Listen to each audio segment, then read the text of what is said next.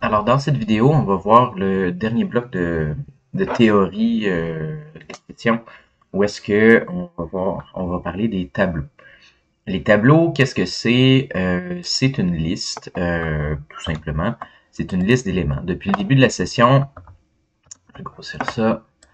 On travaille avec des variables simples. Ça veut dire qu'on a c'est des valeurs uniques, soit des nombres, soit du texte, soit des booléens, soit la valeur nulle, par exemple. Ou encore, on a travaillé avec des objets, où est-ce que là, on a une valeur complexe, euh, objet, comme ça, où est-ce que là, on va avoir plusieurs propriétés, mais qui vont être séparées par clé et valeur. Ça veut dire que je pourrais avoir, pardon, ma propriété 1, puis avec la valeur. Donc, ceci, c'est des structures de données simples. Puis là, on commence avec les structures de données complexes. Donc, on a vu les objets. Puis là, on va voir les tableaux. Les tableaux, ça permet d'organiser des variables simples dans une file, dans une liste. Comment on crée un tableau? On vient tout simplement utiliser les crochets carrés. Donc, je vais dire, je suis en train d'indiquer à ma variable tableau que c'est un tableau avec les crochets carrés comme ça. Ensuite, à l'intérieur, lors de l'initialisation, je pourrais mettre plusieurs choses. Je pourrais mettre le score, différents scores que les joueurs ont utilisés. Puis on va faire ça, ça va être un tableau de score. Puis, fait que là, par exemple, le premier joueur aurait eu 10, l'autre aurait eu 4, l'autre aurait eu 6, etc. Donc, on voit que mes éléments ils sont placés dans un ordre précis. Le premier ici va être considéré à la position 0. Donc, beaucoup de langages de programmation, les positions dans une liste commencent à 0, tout simplement pour que ça soit plus facile de venir calculer le dernier élément. Par la suite, vous allez voir quand on va utiliser les boucles. Donc, pour passer au travers d'un tableau, on va utiliser une boucle tout à l'heure pour automatiser le processus. Donc, premier élément 0 est à la position 0, deuxième élément à la position 1, 2, 3, etc. Donc, comment on manipule ça? Comment on travaille avec ça, un tableau de score? Bien, je pourrais récupérer le premier élément,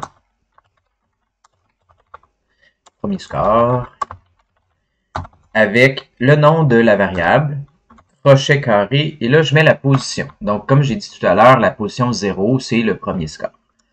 Je peux faire le deuxième score, ce qui n'est pas super pratique, mais on va y arriver.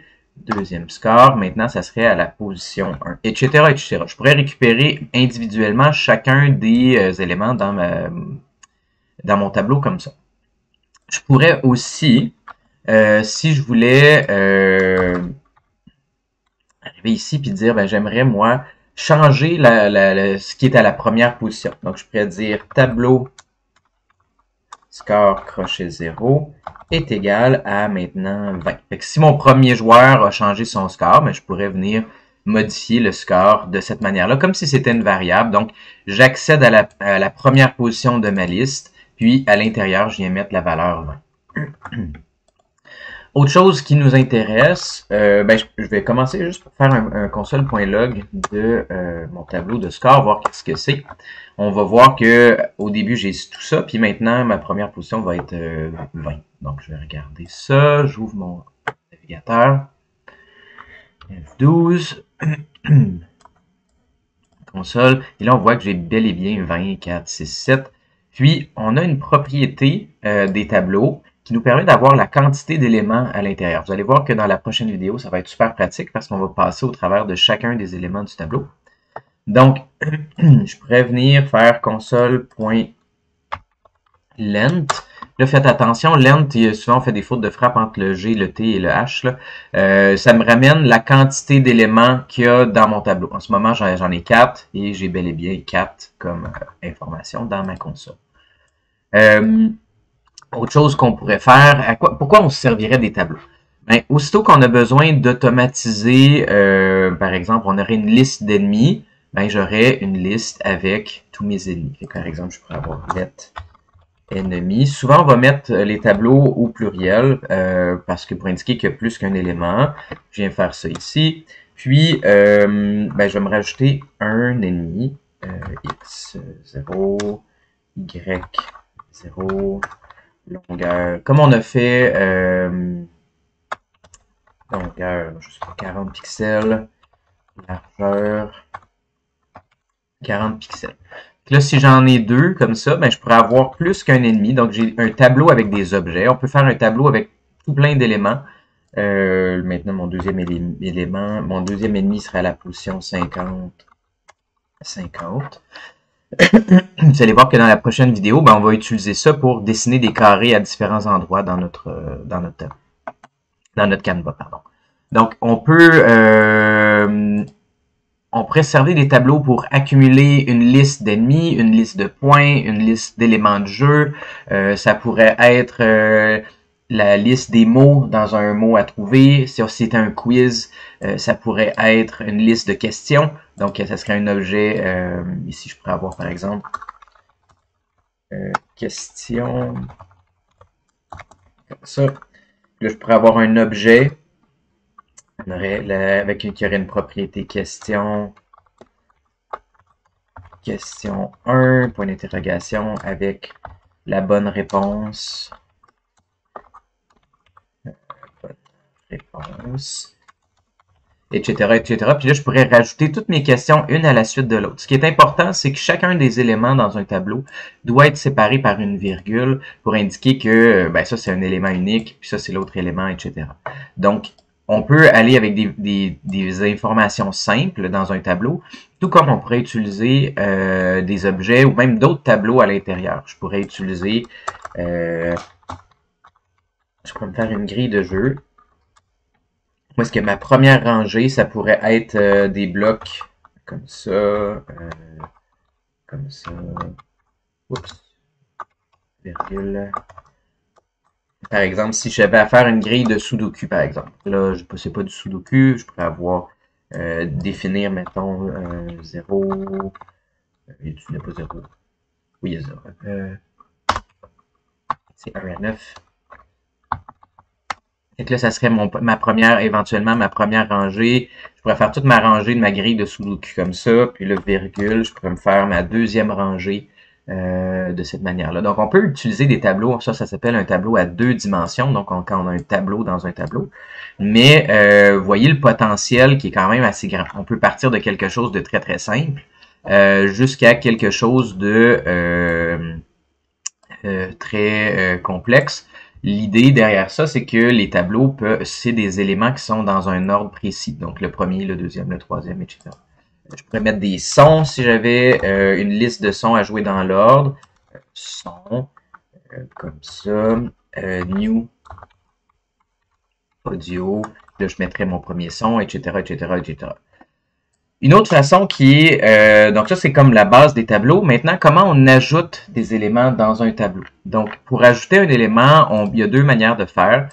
Par exemple, si je reviens à mon tableau de score, par exemple, la partie est terminée, j'aimerais rajouter un nouveau score dans ma liste. Tantôt, on a rajouté à un endroit en particulier. J'aimerais rajouter, moi, une nouvelle information. Donc, je vais prendre tableau de score. Et je vais utiliser la méthode push des tableaux pour rajouter un élément à la fin. Donc là, j'aurai mon nouveau score qui serait, en fait, la personne a fait un bon score. Fait que, tout de suite après, ben, tableau score va avoir 7, puis va avoir 38. Puis si je continue à faire des push, ben, je peux rajouter comme ça des éléments à la fin.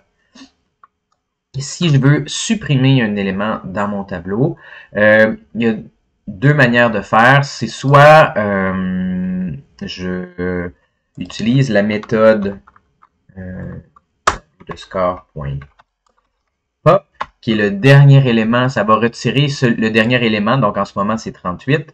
Je peux le récupérer. Le dernier élément. Je pourrais récupérer cet élément-là. Ça l'enlève du tableau, puis ça viendrait le mettre dans une nouvelle variable si j'avais besoin. Ou encore, si j'ai besoin d'enlever au milieu, tu sais, par exemple, à la position 2, 3 ou 4, comment je fais pour enlever à cet endroit-là? Donc, je vais mettre des notes. Enlève le dernier élément. Puis, non, ajoute. Oh, excellent. Ici, ça serait ajoute un élément à la fin.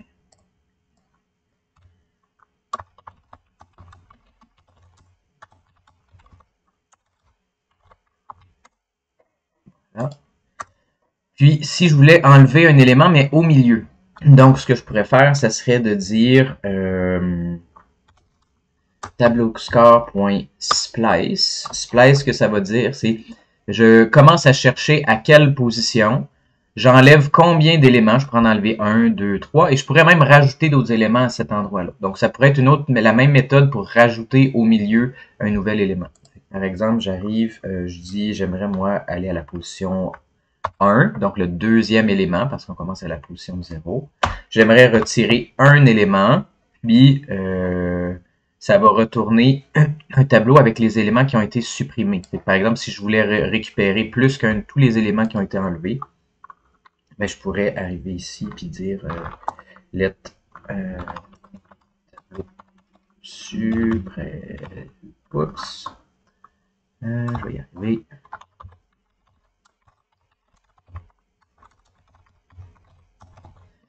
Je pourrais récupérer tous ceux que j'enlève. Fait que si j'en enlève 2, 3 ou 4 ou 5, ben ça va tous les enlever de mon tableau score, puis ça va les envoyer dans un nouveau tableau. On pourrait séparer les éléments de cette manière. Je vais arrêter là pour l'instant. Parce que dans la prochaine vidéo, on va utiliser les boucles for pour passer au travers d'un tableau, puis chercher de l'information, faire une opération sur chaque élément de notre tableau, etc. Donc, pour l'instant, ce qu'on a vu, c'est on peut créer un nouveau tableau, qu'il soit vide ou avec des informations au départ. On pourrait être vide. Quand on veut ajouter des éléments, on utilise la méthode push. Quand on veut retirer le dernier élément de la liste, c'est pop. Sinon, on va utiliser splice. On peut récupérer la longueur du tableau avec longueur est égal à tableau score.length. Donc, on utilise la propriété length pour récupérer la quantité d'éléments. Puis c'est tout. On peut accéder aussi aux éléments par index directement. Donc, avec le crochet 0, 1, 2, 3 pour aller chercher l'information ou la modifier.